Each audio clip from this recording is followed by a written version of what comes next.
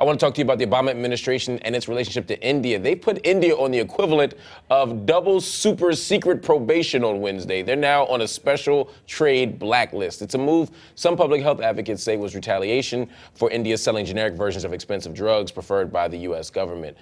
Zach, the Indian generic industry is hated by pharmaceutical firms in Europe and here in the United States. Is this just a case of the president looking out for his own people?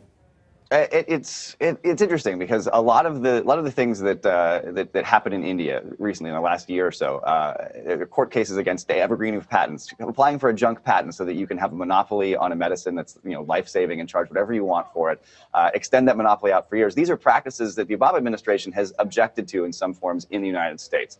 But when these companies are engaging in them in India, they do things like put the Indian government on a special blacklist for calling the companies out on it, and it's hard to see how this practice is bad in the United States, but totally fine in India. I mean, we're talking about cancer drugs that would cost $65,000 a year in India, which is a country that has a per capita income of about $1,400.